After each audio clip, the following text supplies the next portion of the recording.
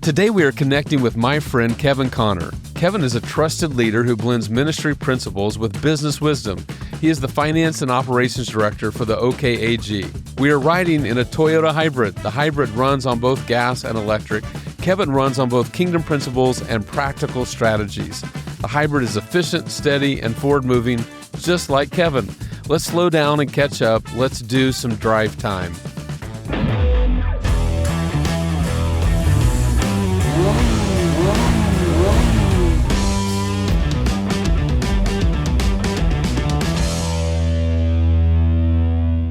I've had my best conversations in cars, and I've had a lot with you, so. I've had some good ones, I've had some bad ones too. With me? No, yours just terrify me most of the time. Just a constant clown car. Okay, yeah, let's dig into that. Is he dreaming or is he just making things up? Yeah. Are we talking or are we talking? So, Kevin, I've chosen this Toyota Camry HEV. It's a hybrid. It's gasoline and it's electric. Almost 50 miles to the gallon. That's what they tell me. Amazing vehicle. Yeah. And I'm good friends with the owner, so it worked out. But I've chosen this car because you're a hybrid. You have this amazing gift of ministry. You have a great gift to teach. Anytime I've heard you teach, preach, it's just right on, anointed communication. But you're a hybrid because you can also do all the business, accounting, legal, IRS, keep us out of jail. That's a nice way of calling me unfocused. I appreciate that. Gifted. You have a high miles per gallon ratio. Okay, so Kevin, home was? Grew up in Moore. Home of the tornadoes. Home of the tornadoes. Never been hit by one, strangely enough. It's a miracle. Lived in one house until I was 18. Shared a bedroom with my brother until I was 18. Matter of fact, I've only had my own room 1 year of my life because as soon as I moved out of my parents' house, I got married. Was this after you got married that you had the room to yourself? Yeah, exactly. No, we have a rule in my house. I don't sleep on the couch. I could sleep angry. I could sleep mad. I don't need a lot. So you're growing up in Moore, and somewhere along the journey, ministry. Not even on my radar. Not only not on my radar, I didn't even probably know it was a thing you could do. Professionally. This was an option. Yeah. So we mainly just went to Sunday school growing up, and so big church was just kind of that thing of how can we guilt mom out of not making a stay for big church? And because back in the day, people went to Sunday school and it was Southern Baptist Church too. Right. So that was it. Sunday schools were bigger than worship attendance. 100%. Yeah, 100%. In fact, I didn't even know until I went to Falls Creek my 7th grade year, and after I got back from camp, someone invited me to church on Sunday night, and I was like, why? And they said, well, we have a thing on Sunday night. So I showed up and I was like, how long have you guys been doing this? And they're like, every Sunday night since forever. I had no idea that Sunday night church was a thing or Wednesday night church. It came in right after Simon Peter, Sunday night church. Yeah, I missed it. I missed it all. So how does a guy from Moore that's a soccer star in high school get to the Oklahoma Assemblies of God office as Director of Finance and Operations for 17 years? Yeah, a long time. Fill in that gap, because everybody knows you as this amazing director. So the gap is I met my wife, and actually I was working at a bank summers while I was going to OU. Finances has always been a magnet. It's always been kind of there. And so I see her walking across the parking lot first day, and I vividly still remember. I remember the dress she was wearing, and I remember thinking, why don't girls like that ever work here? And if they do, why are they always married? And then 30 minutes later, my boss brings her up into my area and says, you have to train her for the day. So I met her, and just instant attraction. You owe that boss. I do owe that boss. She was a bit nuts, but she did introduce me to my wife. So at the time we met, I was very much not living for God. It was kind of your classic college story, really boring and irrelevant. But met her, and the rule was, she said, well, my dad's a pastor. And I was like, okay, I don't really know what that means. Not she just said, well, a pastor. a pastor. The pastor, Craig Dacus. The pastor, Craig Dacus, yeah. Which, funny story, when he first met me, he was not a very nice man. Like at all. In fact, I think he's the nicest guy ever. I know, right? But I think he saw me. Listen, I even took my earring out before I met him. And it's a true story. On the porch, stuck it in my pocket. He said hi to me, and he walked out of the room and went to bed. And I remember thinking, your dad's not a very nice pastor. So I played but with a very good father. But a very good father. And he was correct. He was very right at that moment. So I had to go to church to date her. That was just kind of the way that it was. And so I had zero experience with Assemblies of God churches or Pentecostal churches. Never attended an AG church. Zero. Yeah, very, very much zero. So you must have really been crushing on Jamie. Yeah, because the first time I walked in, first off, she came up to pick me up, and it was August, and I'm wearing shorts, and she has like a full-blown panic attack. She's like, Kevin, you cannot wear shorts to church. Ichabod. And I'm like, what? But why? It's 105 degrees outside. Well, we don't wear shorts to church. So I said, okay, that's fine. So I go put my jeans on, and I show up to church, and she takes me down to the second row of this Assemblies of God church. And you know, Pastor Craig, right? My father-in-law, he's known to be fairly Pentecostal. I would say at that time it was quite a experience. So she leaves me sitting on the second row, and she says, I'll be back. I said, you'll be back? Where are you going? No warning. She goes and gets on the drum kit, and she starts playing the drums in a dress. She's got rhythm. And I'm standing here in this hyper-Pentecostal church on the second row, first time ever. Craig's up there screaming and yelling and crying, and guys running around the church. I'm hearing hooping and hollering. I'm hearing speaking in tongues, and the girl I like's up playing drums, and I'm thinking, this is insane. This is it. Welcome. Yeah, so it was a dyed in the wool. You had no idea this would be a lifelong journey on that day. Zero. Wow. Zero. But God I is knew amazing. I really liked her. And so, over the course of time, it just all began to kind of fit. And kind of the rest is history. I ended up going to Southwestern and got my degree there, came back. Were you married at that time? I was. Married So with us. I've known Jamie 1 year and 1 week longer than we've been married. So it was, well, you know. Listen, I'm a decider. You are. You're a great decider. I'm a decider. And that was the best decision you've made, except for finding Jesus. Yep. Yeah. So you come back after school, jump right into church. Yeah, so I spent the first. Did your parents ever think you would be the church guy? My parents did never. My dad actually tried to talk me out of it because he thought it was so out of bounds for me that you don't fit. Yeah, listen, my parents are probably some of the most supportive people I know. Always have been, never negative or anything like that. But I'm sure there is no doubt in my mind, in the silence of their home when I was not there, that they were thinking, what is he doing? So yeah, I spent the first almost 2 years bivocational, worked at a bank full time, and then, because we had a baby at the time, so I had to work, have insurance and all that stuff, and worked for Craig at Bethesda part-time, did that for a couple of years, and then after that, the church grew, and I was able to come on full-time and spent, probably 7-ish years there working for him before I came out here to the district. And can we just tackle that issue? Within some circles, there's a viewpoint that full-time ministry is superior to bivocational. Right. I think we've all been multi-vocational at times, but that's a made-up thing. A completely made-up thing.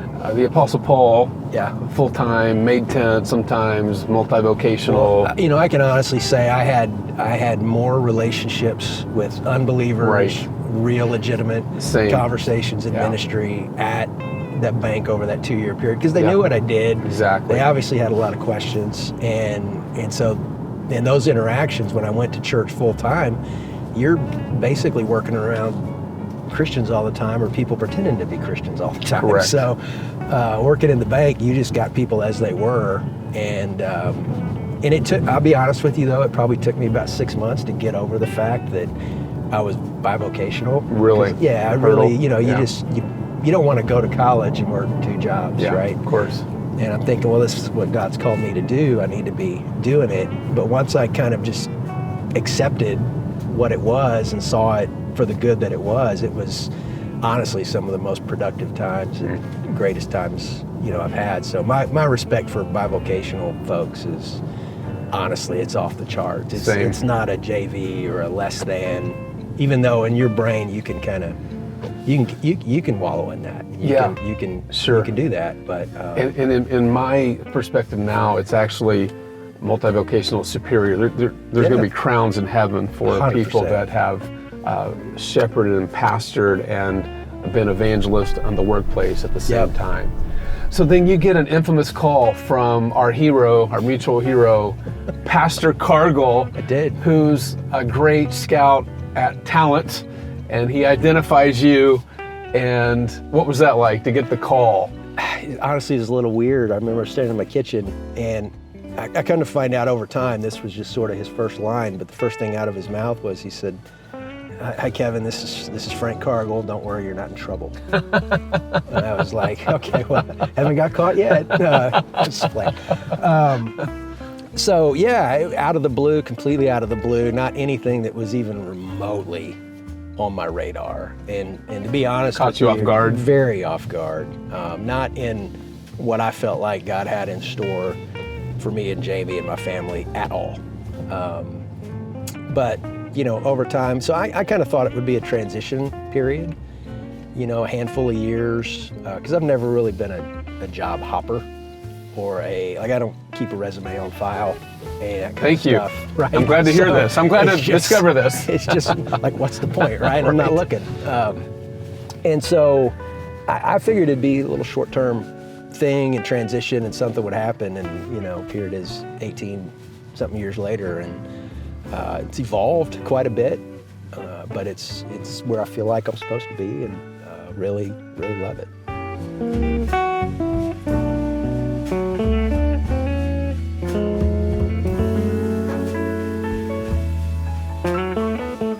So in this journey, Kevin, who would be a couple of mentors that have really just propelled you into the great man of God you are today? Oh, well, you back that up.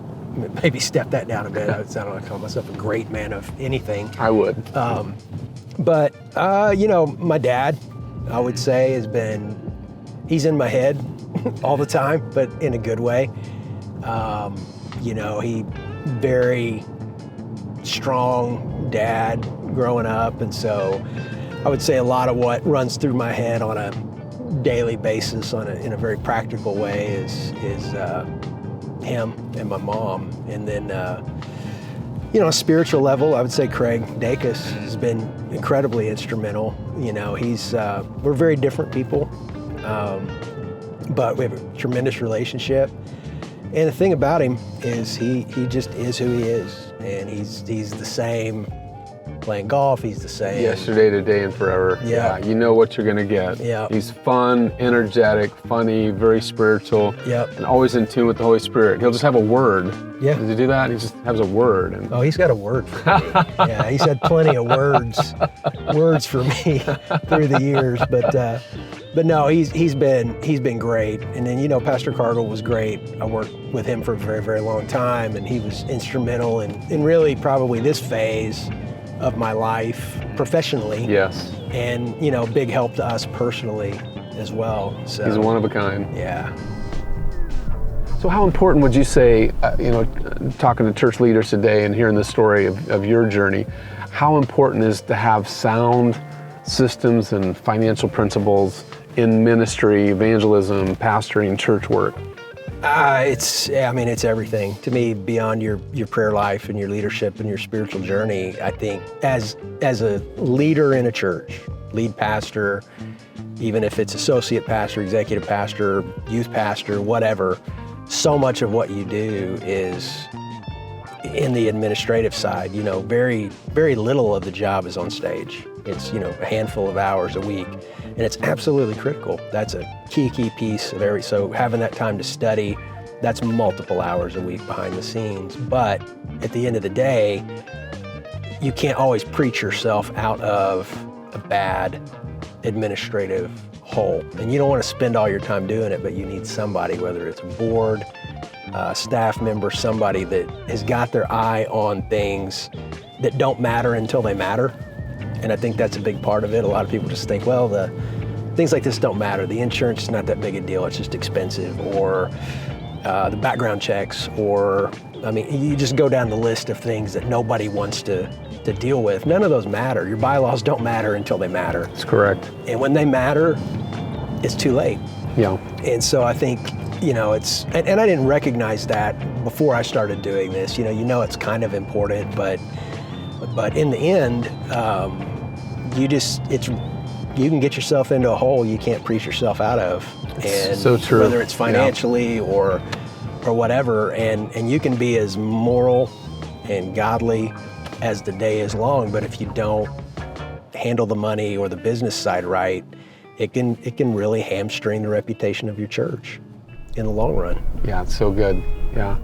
So a small business, a small to large church, the business has to incorporate accounting, business principles to make that small business work. How important is it to have building, in building a church, how important is it to have those same principles? Well, I mean, from just a very practical standpoint, not spiritual at all, the church is not a business. Capital C church is not a business, right? But your local church is a business. You have to bring in more money than you spend. You have to have insurance. But it's a nonprofit, Kevin. Yeah, it's true. But it's a nonprofit. That's why we don't have any money, right?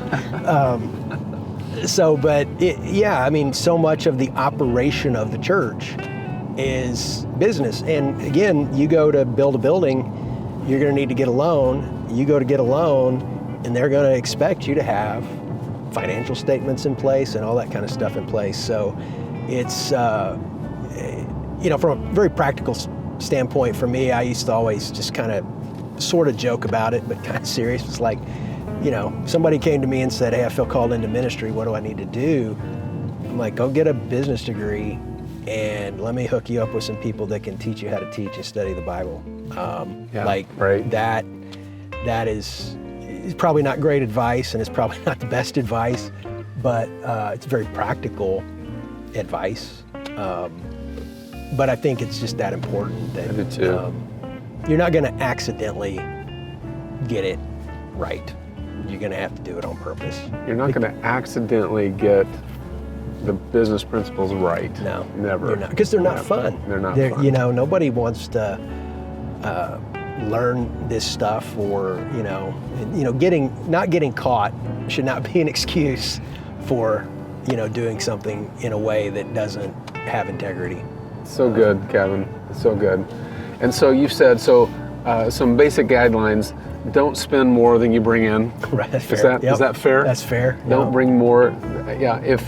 If you have a question about where funds should go, if you have a question, don't do it until you answer the question. Exactly. Yeah. I kind of flip that and say, if you don't want to answer the question, don't do the thing. Like if don't spend the money if you don't want to have to answer why you spent that money on that. If you're just hoping nobody asks, that's probably a pretty good indicator you should bring more people into the mix. So yeah, I mean, in a very real sense, it's just kind of basic principles. But I also get the fact that when money's tight, right. And you got to make hard choices, and it can be very hard. Very hard. It can be very difficult. Yeah. You are truly a hybrid. Very few people with ministry gifts like you have can do the business side, and very few people that have the business side can do the ministry side like you do, Kevin. You have high integrity, you're principled, you have pastoral and ministry anointed spiritual gifts that everybody recognizes, and you're a lot of fun. So I just want to say this, I wasn't planning on it, but you and I have been teamed up and we have tackled every problem listed in Leviticus in the last couple of years, and yet somehow when it's over, it's always fun.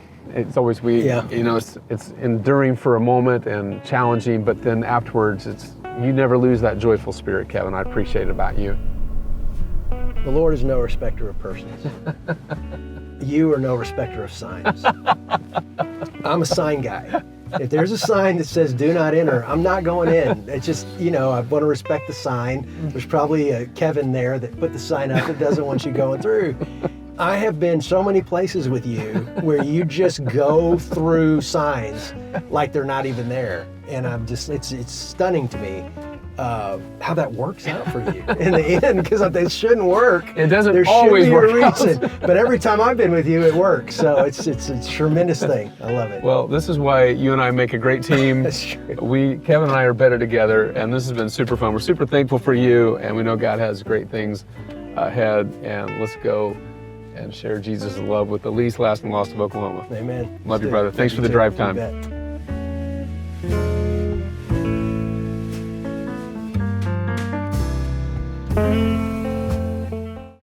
I thought you knew where you were going. I drove by it. I have no idea where I'm going. I thought, well, surely he knows. I wanted where to he's drive through the Catholic place because. So if you've ever wondered what it's like to work for Daryl Wooten, you've just now figured it out. He pretty much knows where he's going, but it's going to be a wild ride.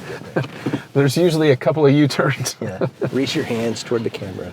But Kevin, this is the first time we've been together and we've seen a warning sign that I didn't go ahead and go through. That is a fact. That is a fact. So I'm 50. I've lived in this general area for 48 years, and I've never been on this road before. Not one time. So thank you. Thank you for this.